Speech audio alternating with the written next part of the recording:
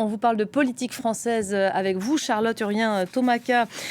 On va regarder peut-être quelques images pour commencer. Ça fait 4 jours que Quentin Derenque est décédé après un lynchage, selon les propres termes employés par le ministre de l'Intérieur. Depuis, rien ne va plus. La France insoumise est au cœur des critiques. On va vivre tout à l'heure sûrement une séance des questions au gouvernement particulièrement tendue au sein de l'Assemblée nationale. Retour sur la polémique en images et on vous en parle juste après. Regardez. Avant même son interpellation, le député de la France Insoumise, Raphaël Arnaud, a pris ses distances avec son assistant parlementaire en engageant une procédure pour mettre fin à son contrat. Dans les couloirs de l'Assemblée nationale, la situation embarrasse les députés LFI. Bonsoir. Jacques-Élie Favreau, probablement interpellé. J'ai actuellement un média sur Parcoursup, mais vous allez avoir toute une série d'interventions de députés insoumis qui vous répondront après. Depuis plusieurs jours, la France Insoumise est sous le feu des critiques. Aujourd'hui, l'extrême gauche a du sang sur les mains. Hier à l'Assemblée, le parti a été accusé par plusieurs députés et par le gouvernement d'avoir une responsabilité politique dans la mort du militant identitaire. Il est temps que vous fassiez le ménage, Madame la Présidente Panot. Le ménage dans vos propos, le ménage dans vos idées et surtout le ménage dans vos rangs. De son côté, Jean-Luc Mélenchon a condamné les auteurs des violences ayant mené à la mort de Quentin Derenque et dénonce une instrumentalisation politique. Nous n'acceptons pas les leçons que nous donne Monsieur le Premier ministre qui visiblement a pété un câble cet après-midi aux questions d'actualité. Peu après l'interpellation de Jacques-Élie Favreau, Sébastien Lecornu a réagi sur X et continue d'affirmer, je cite, que le ménage doit être fait dans les rangs de la France insoumise.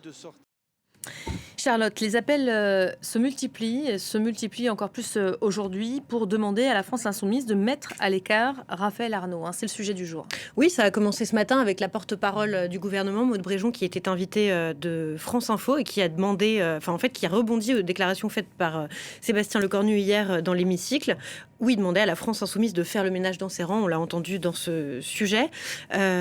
Pour elle, il ne peut pas y avoir d'ambiguïté lorsqu'un collaborateur parlementaire est soupçonné d'implication dans des violences aussi graves. On va l'écouter. On voit qu'en toute vraisemblance, les liens entre la jeune garde et la mort de Quentin se resserrent. Ce sera encore une fois à l'enquête de le préciser. Mais on voit qu'en tout état de cause, c'est la direction que prend l'enquête. Et donc on arrive à un grand moment de clarification. Effectivement, la France insoumise doit faire le ménage dans ses rangs. Et moi, j'appelle la présidente Mathilde Panot à exclure Raphaël Arnaud de son groupe, ou du moins à l'exclure temporairement pour marquer cette clarification, pour dire non à la violence. Deuxième salve de tir ce matin également, avec le président du Rassemblement national, Jordan Bardella, qui évidemment se frotte les mains de ce qui se passe à la France insoumise. Il accuse donc les insoumis d'entretenir une complaisance idéologique avec l'ultra-gauche violente.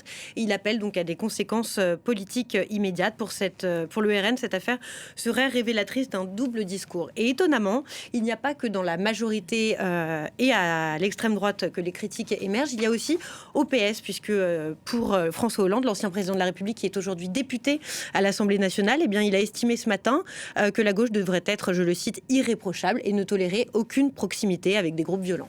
François Hollande qui a également déclaré ce matin que la relation entre la France insoumise et le Parti socialiste était de fait rompue. Oui, alors vous le savez, les relations ont toujours été houleuses entre le Parti socialiste et la France insoumise, encore plus ces derniers temps avec le budget.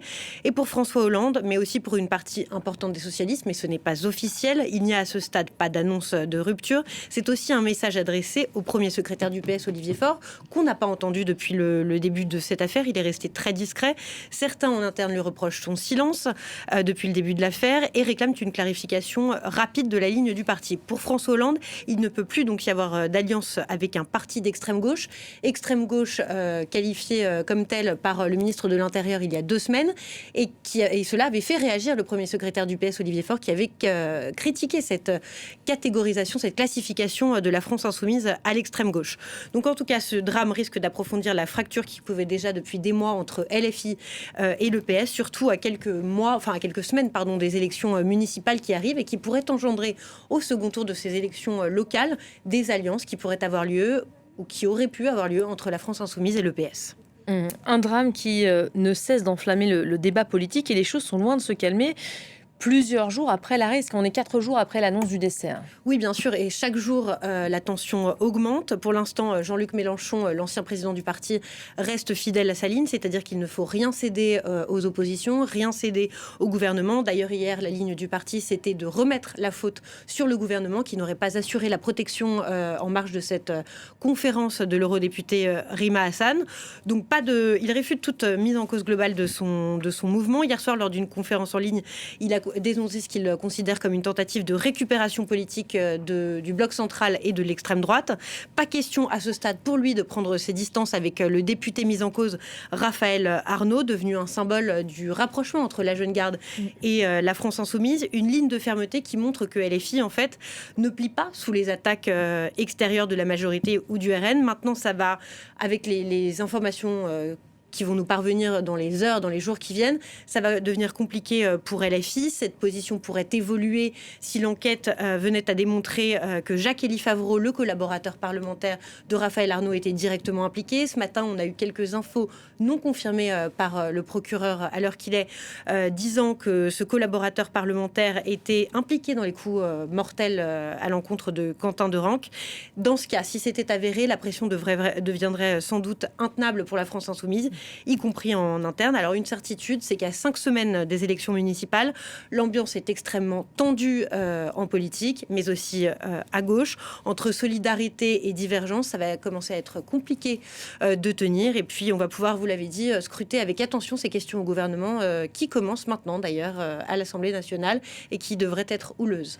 Voilà, session qui s'annonce effectivement animée. On était avec Yoann Baudin il y a quelques instants. On va évidemment suivre tout cela de très près, sachant que le siège de la France Insoumise ce matin a été, on vous le rappelle, victime d'une alerte à la bombe, évacuation de l'intégralité des personnels, des membres et des militants, aucun blessé. On vous en rendait compte tout à l'heure. Merci beaucoup, Charlotte.